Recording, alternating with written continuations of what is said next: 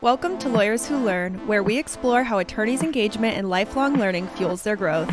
Join us to uncover these journeys and gain insights for your legal career.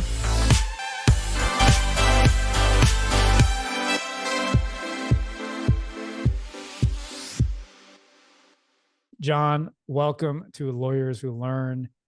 We have seen each other at conferences and here and there, but we've really only had maybe 10 minutes of talk time. So sometimes I use the podcast as an excuse to talk to somebody as amazing as you for 45 minutes, and hopefully other people will get value too. So thank you for joining me today. My pleasure. No, I'm glad to be here with you and finding this time to connect virtually, despite the fact that we live approximately a mile away from one another.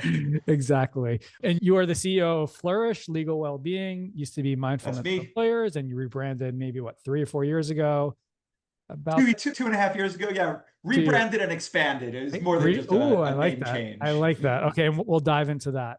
But before we go, and my hope, I watched, one, because I know you have a lot of good things to say. So I watch a bunch of podcasts or even just clips of podcasts that you've been on before this to get some background. And my hope is to not dive into the same talking points that you do with everybody else. And we'll see where we go. And I think the first one that I'll start with is an area we have in common.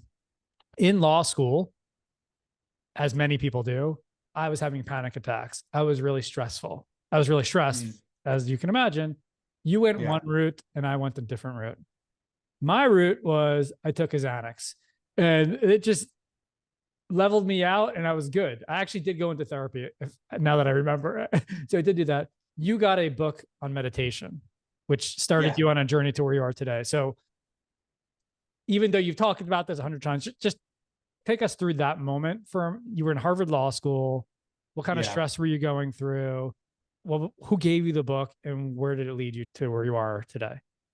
Yeah. I haven't talked about it that many times. Or the 2 times I've seen you talk. So. Yeah, okay. I guess I've talked about it a lot, but not that recently. And also, I'll never get tired of talking about myself. Right. It's my favorite topic. Yeah. So I was in law school. I think I was stressed out for a couple of reasons, but I think the biggest one was simply that I have ADHD. I was diagnosed pretty young, which is great because it means that I was able to learn coping strategies pretty early. My parents were really helpful and supportive, but it remained the case that when I got to Harvard Law School, I suddenly found myself surrounded by incredibly disciplined, incredibly focused, incredibly organized people. And it really made me feel out of my depth. Like I was having to struggle just to keep my head above water. And so I was anxious and stressed about that. I just felt like I didn't belong there, which I suspect a lot of people around me were also feeling. We just weren't telling each other that. For one reason or another, I think lots of people at this elite, fancy pants law schools or elite institutions, I think a lot of people are there feeling like everyone here belongs but me, and we're just keeping that to ourselves. But anyway, that's how I felt. It was hard staying on top of my reading. It was hard staying on top of my work, and everyone around me seemed to be doing it so effortlessly. And that was the perception. I'm sure that wasn't true. But so that was the biggest source of my stress, I would say. And so I got into meditation just because I had heard that it can help you focus. So you bought the book. Somebody didn't give I bought the book. No one handed me the book. I had an aunt who was very into meditation stuff, spiritual stuff, but I never really took it seriously. And then I got into it for this more sort of mercenary reason of, I heard maybe I can get my grades up. I hear it can boost your focus, that sort of stuff. Totally functional reasons. And meditation, probably Stoicism meditation, is probably one of the most popular topics on this podcast because of probably the people that I find in the PD space. And I'm very interested in as well, as is ADHD, because I actually just interviewed somebody in my last podcast that hasn't gone live, who is a coach for attorneys with ADHD. And her children have it, and she went through that. And I talked about, I'm an undiagnosed ADHD, and you were diagnosed. When you say diagnosed, were you actually taking some sort of Ritalin or some sort of medication to help you with that? And even when you got to law school, you continued that as well? Yep. Okay. So that could be a conversation for another day, because it's always, what is the exit path, for somebody? Okay. Let me ask you this. When you started getting into meditation and where you are today, did you hit a point where you felt like, I have created enough strategies and coping mechanisms that I no longer need to take ADHD, any kind of medication on a regular basis? Or is that something that it's like you continue to that for forever and that's the strategy? If you don't mind me asking, by the way, you can tell me. Yeah, it's very personal, David. No, I don't care. I'm happy to talk about that. So actually what happened for me was that it stopped working. It stopped being useful. So I did not get to a point where I was like, I need to get off this stuff. It's different for different people. But for me, personally, the ADHD meds were nothing but a blessing. They did not impact my personality in any ways that were troubling. They didn't cause any physical health symptoms. All they did was take it so that instead of an hour of homework taking me 4 hours, an hour of homework took me an hour. And so like some people have more complicated relationships with the medication. For me, I never had beef with it. All it ever did was help me. It never made me feel not like myself, et cetera, et cetera. But there was a point, this is actually after I came back from my 7-month silent retreat. I guess whatever I'd done to my brain had been significant, and I found the medication no longer worked in the same way. When I returned to work, returned back to the world after that long retreat, the meds weren't hitting me in the same way. They were actually causing a problematic sort of hyper focus where I couldn't stop focusing on a task. It'd gone too far in the other direction. And so I actually stopped using them just pragmatically because they weren't helping anymore. Okay. 2 things. One, I don't think I would really like to dive into that, but I can't let you say you were on a 7-month silent retreat without being like, what? What do you mean? Yeah. Was it a silent retreat you said, or a meditation retreat? It was a silent meditation retreat. All right. So okay. When was this? I understand people do these things for a weekend, but what do you actually mean that you did? And when was it? Yeah. So this was in 2014. I was in Arizona. When were you in law school? 2008, I graduated. Got it. Okay. Mm-hmm. And I've been doing retreats this whole time. So like after I got into meditation in law school, I went on my first proper retreat, which was a week-long silent retreat.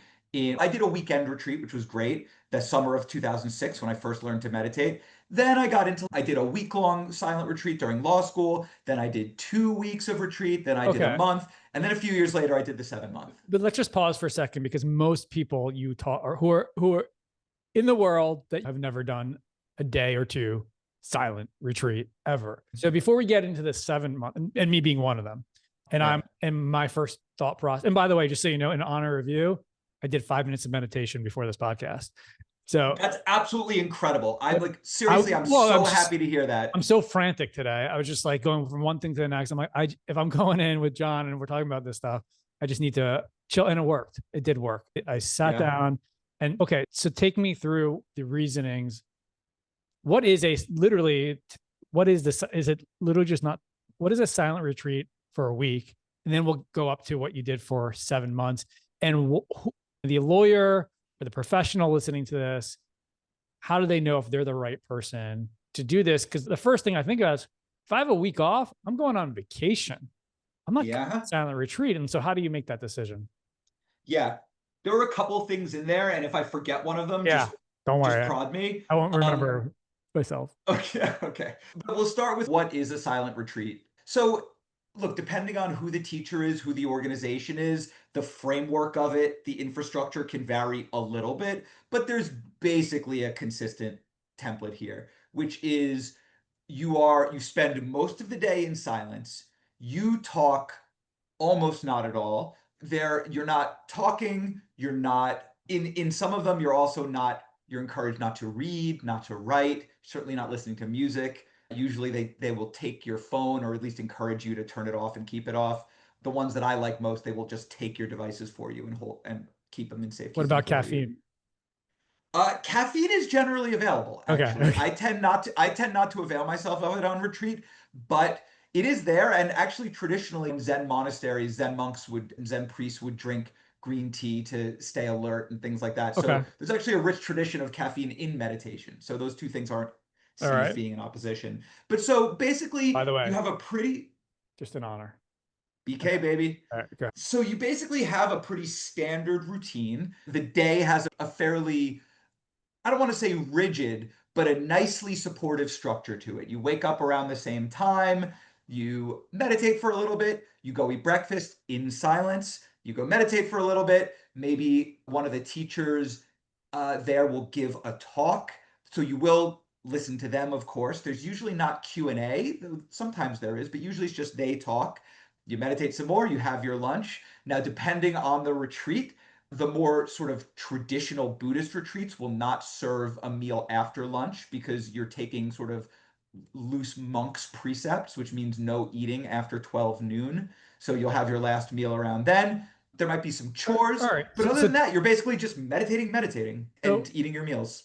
Okay. So when you're doing this for a week, right, before we get into 7 months, I assume there's a moment where it's pain, you get to the mountaintop, and then it's, oh my God, like I can't imagine ever talking again. What is the highs and lows? And I know it's different for everybody, but generally, where does this aha moment come when you're not talking? And I assume you're ideally not calling people at night, or maybe you are, I don't know. No, you're not. You're definitely not. Yeah. So take us through this, because almost nobody I know has ever experienced this. Yeah. So I want to say, first of all, I want to just quickly interrupt myself to just note that we're talking about week long, we're talking about 7 month long, but there are in so many places as well as online options for weekend retreats, right, day long retreats, certainly the starter version. But it's not a starter version. What the point I want to make is that 7 month retreat is an absolutely bananas thing to do, and a week long retreat is also quite substantial. A weekend retreat is very powerful. A day long retreat is very powerful. A half day, very powerful. So I don't want to give the sense that there's like this training wheels nonsense and then there's the real stuff that I do. I want to encourage people to consider that if you feel like if there's something that arouses your curiosity here, you can check it out. You could do one day on a weekend. Those are out there, and that can be profoundly transformative. That can give you a taste of something really deep. So I just wanted to say that really quick. Okay, and then we'll go back to, in terms of like, when's the moment when it switches from pain to some sort of profundity? For you, at least. For me, it happens immediately. There is not a period of pain. Now, there may be periods of pain that come later in the retreat as a result of what you're excavating in your mind through all this meditation practice. But in terms of I'm not talking, I don't have my phone, my experience has been, and I know I'm not alone in this, my experience has been that you feel almost immediately a sense of relief and freedom. Because it's like, the way I think about it is like this. If you were to quit a drug, for instance, if you were to go off heroin or something, you go through a period of horrible withdrawal, right? Where you're in actual physical agony. We are addicted to our phones in some way. Maybe it's not exactly the same. Maybe addiction's the wrong term, but there's some sort of compulsive relationship there for many of us. But for whatever reason, maybe because it's not as chemical, if you were to take away my heroin, I don't use heroin, but let's say that I did, and you were to take away my heroin, I would have a week or so, or however long, of a nightmare. You take away my phone, I immediately feel free. And it is a different experience from having my phone and trying not to use it. If your phone's in the next room and you're just trying not to go on it, that actually can be difficult. But having your phone, literally, you can't get at it even if you wanted to. I immediately feel, and the same with the not talking too, by the way. I immediately feel, it's so great to just not be going, all this constant narrative escaping out of my mouth or trying to. So to me, it's right away. And I don't think I'm special in that. I think that the peace of the silence descends on you quite quickly. I went on your website, I copied all the talks that you guys do. It's right here. Okay. It's hard to read in that kind of thing. So there's a lot of different things: emotional well-being, identity, inclusion, nutrition, and health. I haven't looked specifically, but is there one about silence and long periods of silence? And is this something you would ever do with clients? Have you ever thought about hosting your own day or two overnight or not with law firm clients? I don't know. I'm just really honing in on this. The reason being, this is the first time in my life where for a real moment, I'm like, maybe I should do this. And I'm hoping, and the reason I'm holding on to that, I'm hoping somebody else who's listening to this, who always thought it was hokey pokey or whatever, is also, oh, wait, maybe I should do this too. And that's why I think it's worth, I don't know, doubling, tripling down on this podcast on what this is about, because life is busy. And all right, so you talk about this and teach this because you're an amazing teacher, and we're going to get into that. And you charge a lot of money for it, and people in your book solid, because these topics you can find these topics a lot of places, but you do them really well. So I was just curious on this specific topic, how do you approach it when you're talking to law firms, if at all? Yeah. So first of all, I want to say thank you. You just spoke some very kind words about me. I think I am good at this in the context of doing it for busy professionals and especially lawyers. I want to be clear that in the broader context of meditation teaching writ large, I am an infant. I am a nothing, right? My teachers are great masters and geniuses with decades and decades of teaching experience, let alone practice experience. So let's just be clear about that. You said I'm a great teacher. Thank you very much. I do what I do in the professional space, but in the broader meditation space, I'm nobody. Okay, having said that, humility, I like it. Go. Do I do retreats? The answer is no. Would I do retreats? The answer is I would do it, but I would want to bring in maybe one of my teachers or someone else. I think a retreat is a very serious thing. A meditation retreat is very serious. People have profound shifts on these retreats, even short ones. And so if we're talking anything more than a day, we could do, I think. But anything more than a day, I would want a teacher that I really respect with decades of teaching experience to be there, because stuff gets heavy, it gets real, and it's powerful and it's beautiful, but it's not always easy. So I would do it. Okay. So have you ever gone to the Omega Institute? I'm familiar though. Okay. Yeah. And Ryan back, and I know they do that. All right. A silent retreat is not therapy though. It's not coaching. It's meditation. And I assume there's different topics throughout the day, but it's about self-reflection and meditation. And so you said it gets heavy. So I was curious what that means, because if you're not really how does meditation get heavy? Yeah, it does. It really does. Or it can. I've gone on retreats where it was nothing but bliss and beauty. Not nothing but it was mostly bliss and beauty and peace. And then I've gone on retreats, like that 7-month retreat. There were weeks where I couldn't stop crying on the cushion just from joy. And then there were weeks where I felt like I was in hell. Okay, what does that mean though, a 7-month silent retreat? So first of all, let me caveat. I do have to admit that I popped out of the retreat briefly. It was pre-planned. I had to be a groomsman in a friend's wedding, and I also had to get sworn in for the New York bar. So I did 2 months, and then I popped out to do those things, and then I went back in and did the remaining 5 months. Where was it? It was in Arizona with a teacher who lived down there. He's no longer alive. Okay. Was it in a class with other people? No. So this teacher will host retreatants at his center, but they're generally on solo retreat. So sometimes people's solo retreats would overlap with mine. They would also be staying at the center for a week or a couple weeks, and then they would go. And then I was the main, and there's a friend of mine named Jeremy who was also there actually for even longer than me. His plan was to be there for 1.5 years. I think he did like a year or something. But other than us, people would come and go, but we weren't really engaging. We were all doing our own solitary retreat. I was living in a yurt on the land. I'm looking at I got your bio here. And then 2009 to 2014, you were a public interest litigator in Los Angeles and New York.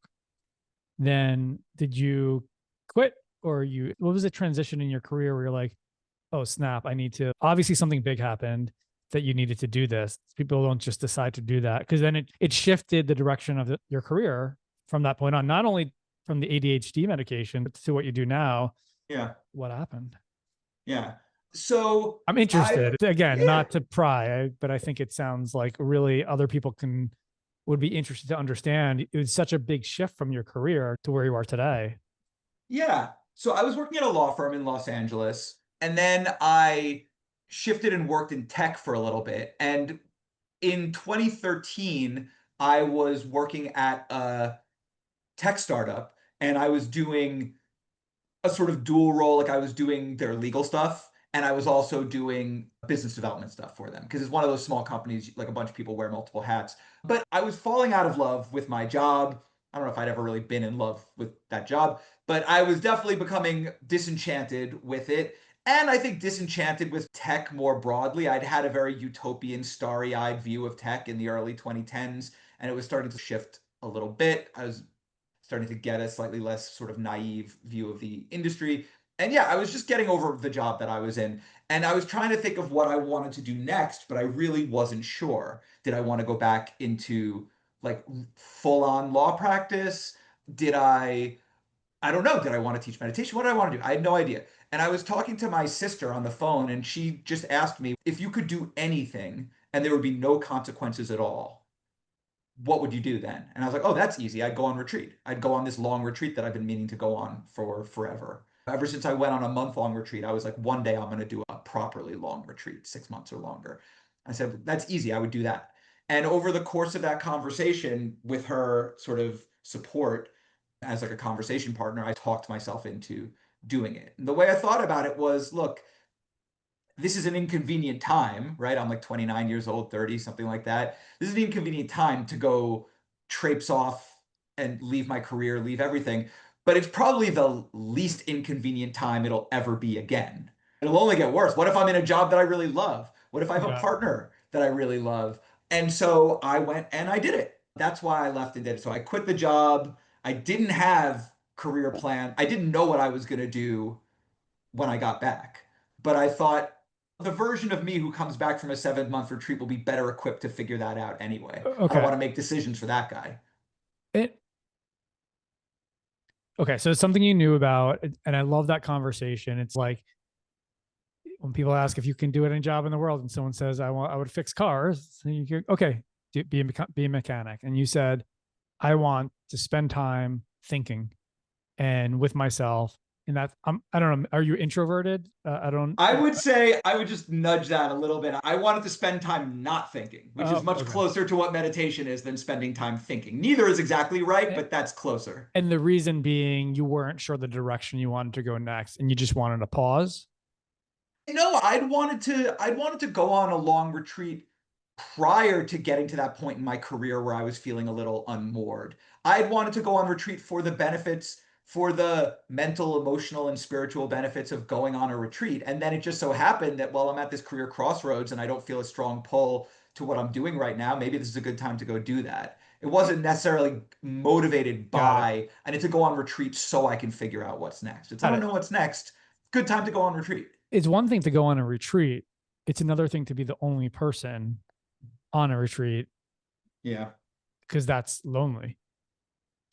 Yeah, it was lonely. That's true. It was lonely at times, for sure. And is this what, if you become a monk or you're like this, is this part of the normal training in some form that there's a whole, like you have to do a certain amount of this 7-month silent retreat somewhere as part of your training and growth? So I've never been a monk. I know monks, and I know people who have been monks and then came back to worldly life. But generally speaking, being a monk is not like this. Like even if you are a monk at one of like the hardcore meditation monasteries, like the ones they have in Myanmar, you're there in a large group of other meditators, other monks, and you're all meditating in the hall. There's a bunch of people are burping and scratching and making noise in the hall. It's much more. It's much more. So it's not so solitary. But I do know that in the Tibetan Buddhist tradition, there is a tradition of going on 3 years of silent retreat. Though even that, I think it's often done in groups. Have you ever talked about this in detail before? Have I ever what before? You got cut off for a second. Yeah, sorry. Have you ever talked about this experience publicly before? In detail? The experience of my retreat? Yeah. Yeah, I have. Okay. I think so. Maybe not in detail. In detail, no. Is it okay if we dive a little bit deeper? Yeah, it's fun. Let's do it. Okay. Because it's so unique. Again, this is over a decade ago at this point. So is there a curriculum for the 7 months? Is every day a little bit different? Did you wake up and it's like, what am I doing today? Take us through the process of what you went through. So again, we can understand.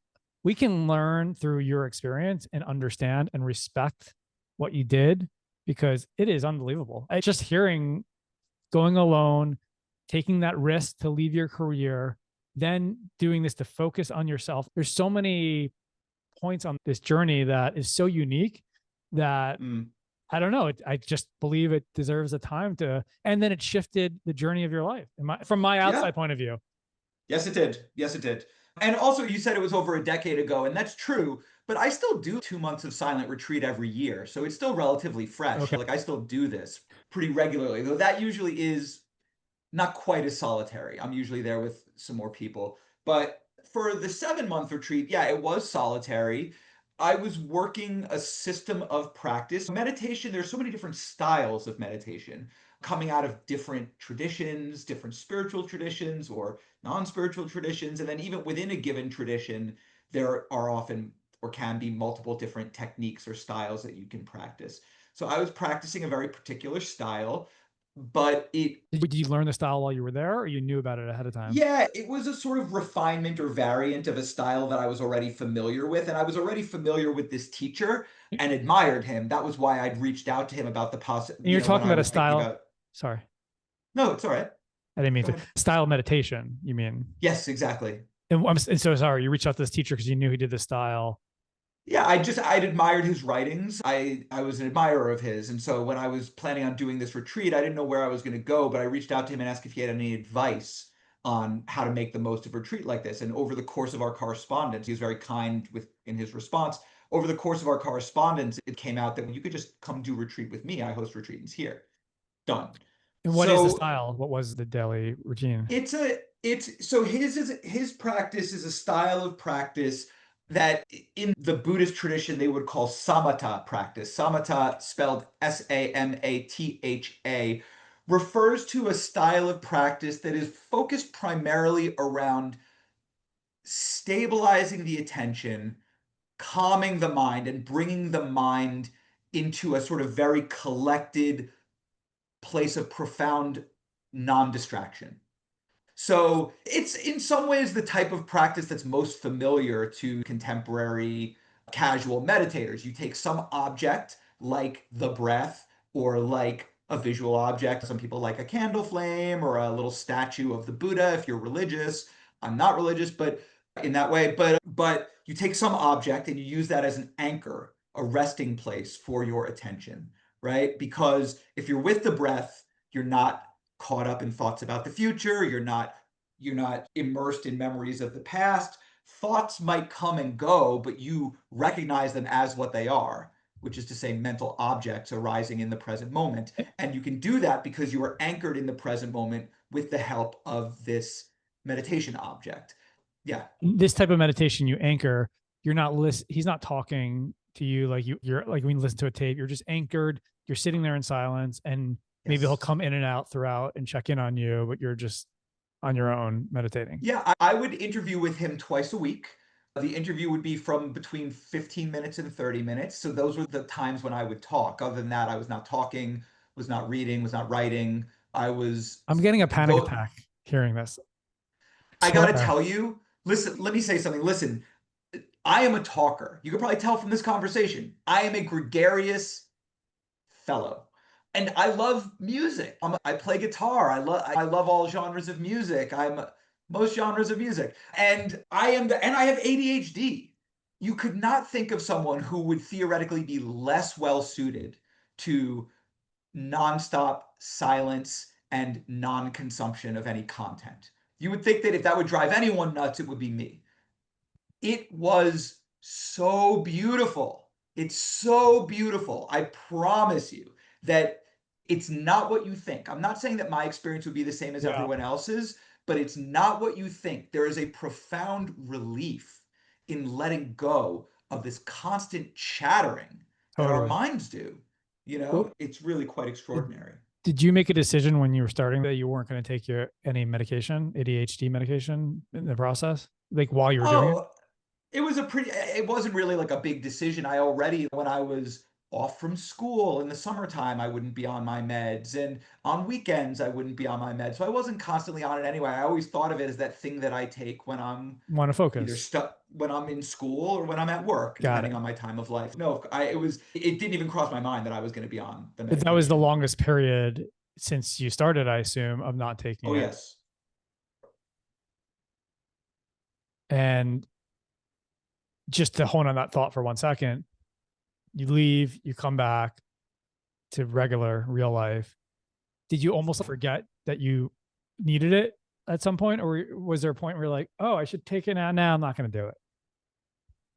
No, one thing that I discovered right away is that in a way that's hard to explain,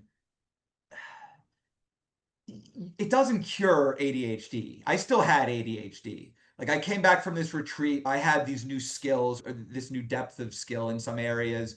But then when I got back to work, I went back to working at a law firm. I didn't just start my company. I was working at a law firm when I came back. And my first Mindfulness for Lawyers workshop, what later became Flourish, back when I was only doing mindfulness stuff. Now we do much more.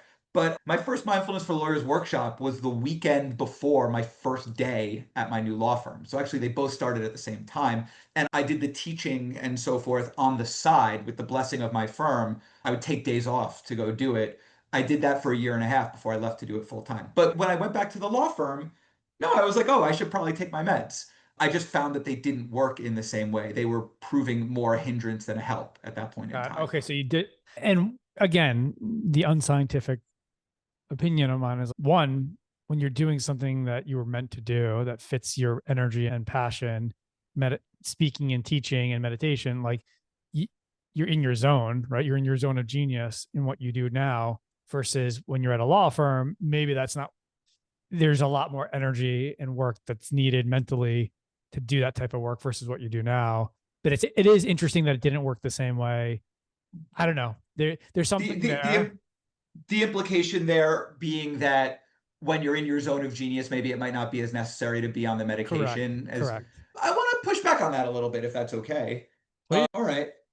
In some sense, maybe that might be true. I don't know. I think there are certain forms of work that are easier for an ADHD person to do. Like when I'm getting up and giving a talk, I certainly don't need to be on medication and never have, because doesn't demand. It's not asking me to focus on something that isn't easy to focus on. So you're right that the more easy your work is to focus on, the less you'll need focus aids. I think that's probably true. It's certainly true for me. But even in my current work, first of all, I liked being a lawyer, by the way. Like I quite liked it. That's why I tried to do both for as long as I could until the business grew enough that I couldn't really do both at the same time anymore. But there were definitely aspects of being a lawyer that were very hard for me as someone with ADHD, where medication had been helpful and I developed other coping skills. But even now, in a job that I liked being a lawyer, I love this. Helping lawyers, legal professionals, the legal industry as a whole take more seriously the issues around well-being and cultivate skills and habits around well-being, mental, emotional, even physical health to improve their lives. I hope I'll be doing this for the rest of my life. Like this is amazing. That being said, there's still aspects of this that are a grind. Like I still have grunt work. I still have stuff where I have to send 87 emails, or I have to review a contract, or I have to do all that stuff. And like, truth to tell, I actually just got it again because I'd been off it for years and years, but I have a prescription for ADHD medication. So I want to be very mindful of, like, for the right person, if you're prescribed by a doctor and it feels like a fit, I don't want to say that, hey, if you need ADHD medication to function in the way that you want to, that means that you must not be doing what you love or something like that. I just want to be a little circumspect about that. I appreciate that. And what I was really sharing, again, from my undiagnosed ADHD, but pretty clear. My daughter is being diagnosed. She's taking medication. It's transformed her life in school. And I was talking about it in the last podcast, and she's okay with me sharing it.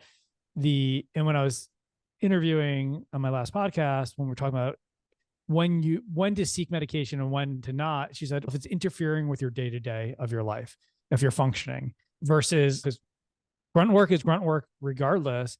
And the only thing I was using from my own experience, which again is my limited experience, was in that morning time between 6 and 8 a.m. when I'm working on something creative and you're in that flow state, you're like, wow, I wish I could feel this all day. Right? If I felt, if I could do this all day, and then the rest of the day where you feel like you're drowning on all the different things, yeah, those are the two different areas. So maybe they're two completely separate things, ADHD and doing what gives you energy. They don't have to be conflated like I just did. So I appreciate the pushback. Like, absolutely.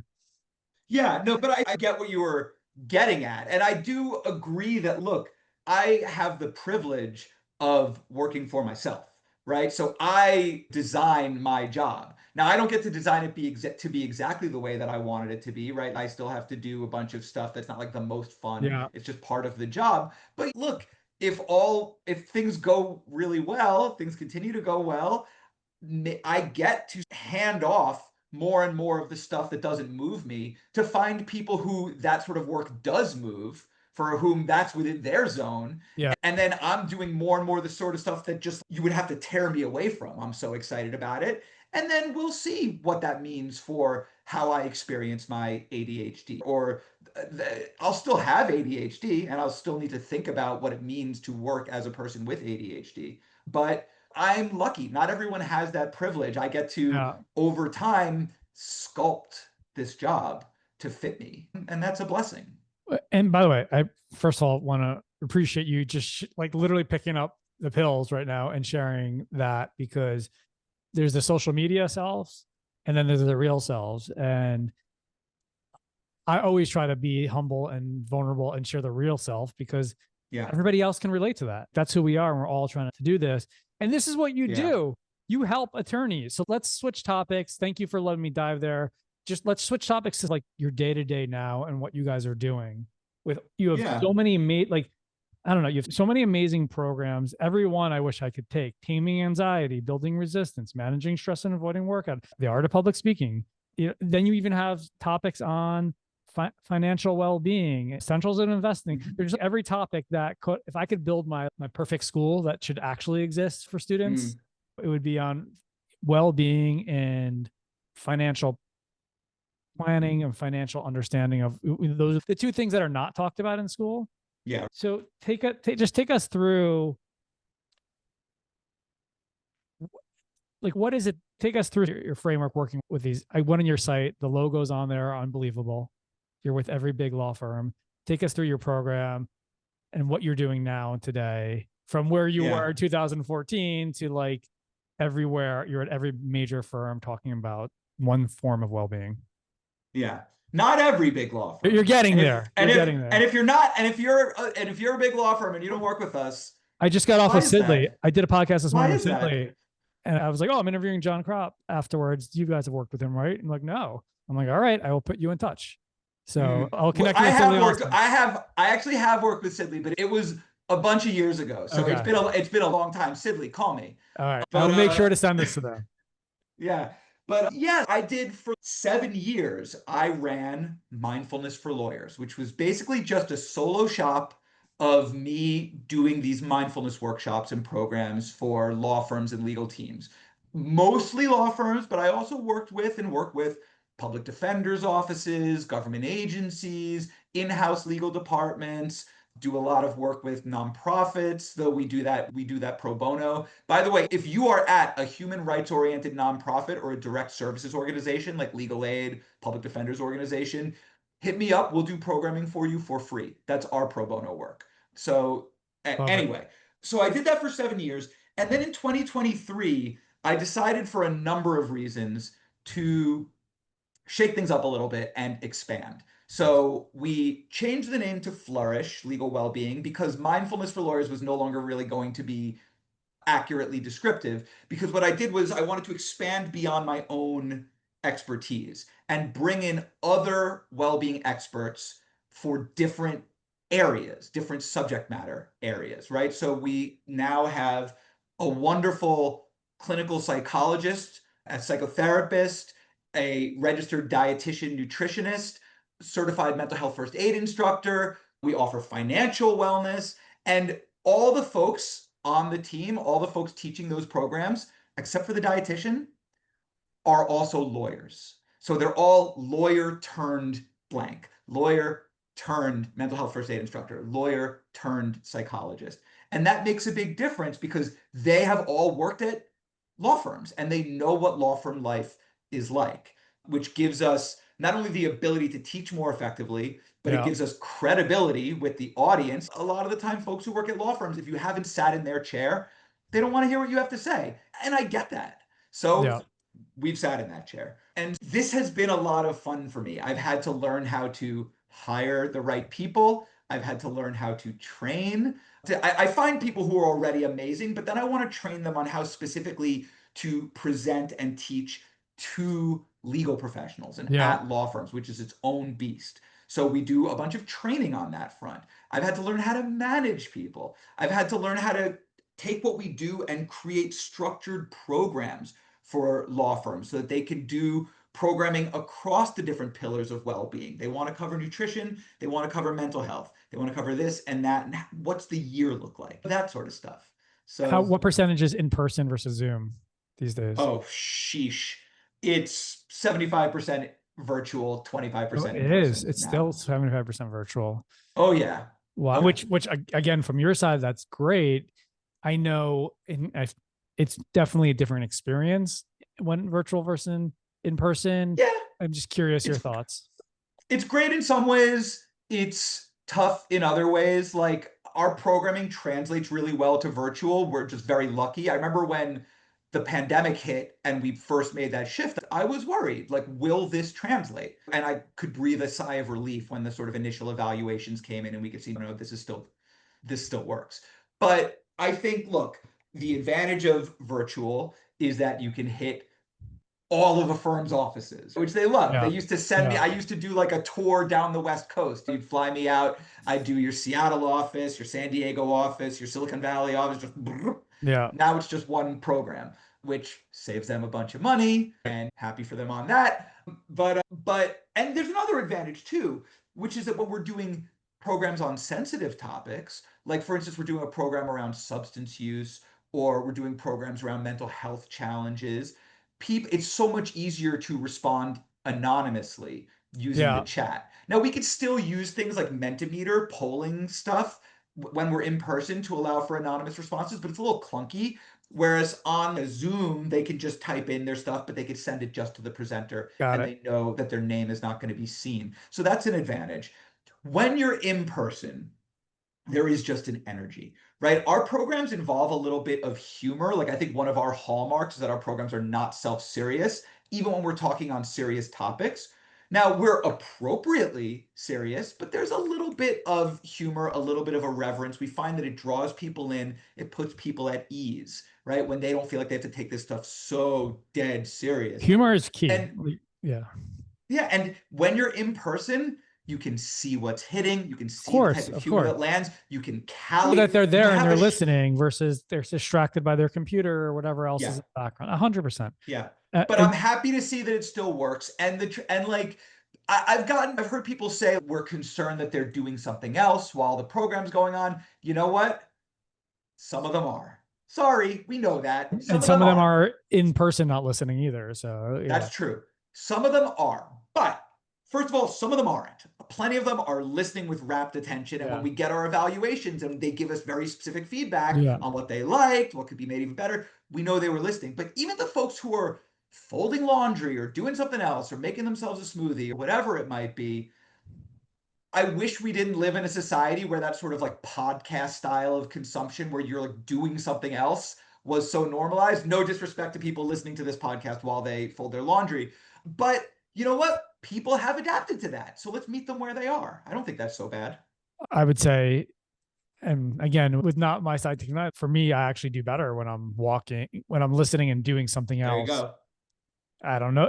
I call it my undiagnosed ADHD or whatever it is. It's just really hard to just stare and watch a video. In the last few minutes left, I like to ask a question that will live long past this podcast because we've built something called the Reading List, which is a search engine on the Lawyers Who Learn that has every single book that's been recommended by a guest, and they're all there. No, you already gave me them, so I can remind you of the three, and you can tell me. We actually just started asking that question to people. So for that very moment, so you wouldn't have to think of it on the spot. So the 3 books that you put, and then I'll start with one at a time. You can say the why. Was The Lathe of Heaven was number 1. The Lathe of Heaven. The Lathe of Heaven. Yeah. It's just, so that one's important to me because it's a science fiction novel. It's by the great Ursula K. Le Guin, one of the all-time great science fiction writers, one of the all-time great North American writers. I think she was Canadian, but just amazing. So Lathe of Heaven is not considered Le Guin's best work by most. I think my favorite work of hers is actually The Dispossessed, and I would highly recommend that. It will not only entertain you, but it might politically radicalize you as well. The Lathe of Heaven was assigned to me in 8th grade by my extremely cool English teacher, Dr. Riley. She was just like one of those teachers you have when you're young that shows you like how cool learning can be and how fun. I remember I was freaked out about a test I took, or a quiz, where I was worried I didn't get a bad grade, and I was talking to her and she was like, hey, like it says in The Hitchhiker's Guide to the Galaxy, don't panic. And I had never heard of The Hitchhiker's Guide to the Galaxy, but then I went and read that. But so she was just a cool lady, and she gave us this cool, not on most English class curricula book, The Lathe of Heaven. It's a weird book about a guy who, whenever he falls asleep and dreams, once in a while he'll have a dream that will change reality. Whatever he dreams becomes like the world around him. So if he dreams that everyone has 5 toes, everyone has 6 toes on each foot, he'll wake up the next morning and everyone will have 6 toes on each foot, and they always have since the beginning of time. And he goes to the office of a psychiatrist because he's so alarmed by his dreams, but this unscrupulous psychiatrist recognizes his power and begins trying to use it to induce certain dreams and change the world in his image, and it all goes awry. Anyway, that's The Lathe of Heaven. It's just really fun. Okay. Then the second book you said was Master of the Senate. Master of the Senate, yes. So this was the 3rd of Robert Caro's long and widely acclaimed biography series on President Lyndon B. Johnson. This sounds dry. It is an absolute page turner. So Caro is, I would say he has a novelist's grasp of like lyrical prose as well as like the bones of storytelling. It is like reading a novel, but at the same time, he's using it to explore and unearth the nature of power, particularly how it manifests in terms of the American state and what it does to people in their pursuit of it and once they hold it. It's a masterful, fascinating biography. Every single book in it is worth reading, but the best one, the one that won the Pulitzer, is the 3rd book, Master of the Senate. Can you, if you just start at that book, are you going to be okay? Or you can be plenty of people just read Master of the Senate. And listen, if you were to read all 4 of the books that are out, there's a 5th one that's not finished yet. Caro's in his 80s, so I really hope he finishes it. But if you were to read all 4 of the books that are already out, that's 3,000 pages. So I would understand if you just went right to Master of the Senate, but read all of them. They're incredible. I could not put them down. And Lyndon B. Johnson became a 4-letter word in my house. If my wife was like, if I hear you say Lyndon B. Johnson one more time, I could not shut up about it. I can relate because I listened to on Audible The Power Broker, which is about Robert Moses. That's Robert Caro, the same author. It's 95-hour list. It was 95 hours to listen to all the things. So I'm in because I highly recommend that book because I'm reading it right now. I'm reading it literally right now. Do you remember what part you're at? Yeah, I just started the final section. I think The Loss of Power. Look, in a way you feel bad for him, and in another way you're like, dude, he made his own bed. Anyways, we can talk offline about that. But it's one of those books where when people who've read it, many people say, oh yeah, it's the 2nd time I've gone through it, because it is like reading a novel, and you see how New York and the whole area was built there's all these memes are like, I hate driving on these highways because every time I drive it, my husband says to me, did you know Robert Moses built this? Yes. Robert Moses is a 4-letter word in our house now too. I'll just sometimes joke about it just to tease my wife. We'll be passing like the Triborough bridges and I'll be like, who made those bridges? And she'll be like, stop it. To me, the most amazing part was like how the Triborough Bridge Authority was only supposed to be a short amount of time, and the tolls were only supposed to be until it was paid back. And then he figured out how to keep it forever and keep his power. So anyway, an evil genius. Genius. I mean, and then I won't ruin anything for you for the last part. And then the last book is Songs of I won't get this right. Milarepa.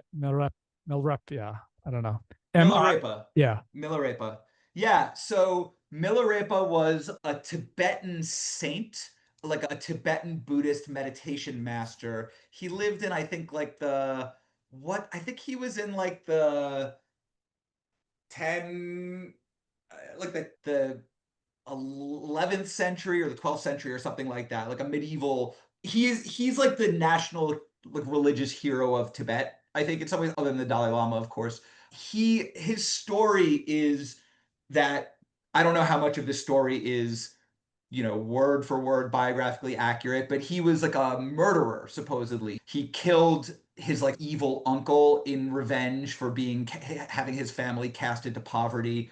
In the story, he killed him using black magic. Your mileage may vary on that. But he went overcome with remorse. He sought out a Buddhist teacher and then became a perfectly enlightened being, like a perfectly enlightened meditation master.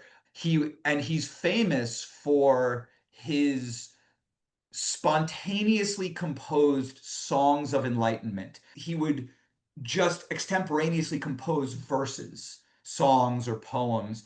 And these are cherished artistic works from Tibet. And there's a book, I found a book in the Harvard bookstore in Harvard Square. I found like an old beat up copy in their used book section of his songs.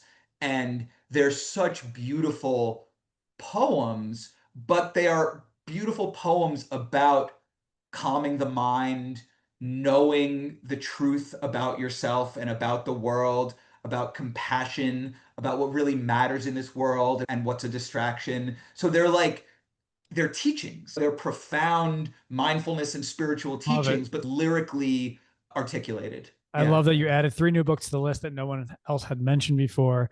I appreciate you diving deep and allowing me to, ask questions about the 7-month retreat, that talk about ADHD and share sort of your journey with that. And so many people get value from this. So I'm so excited for this to go on air. If after this is done, you say you don't want to do it, you don't want this to go live, let me know and we will talk. Why would I do that? I don't know. I feel like perfect. Thank you again. And anyone who's gotten this far, thank you for listening. And we will see you on the next podcast. Thanks. This was really fun, David.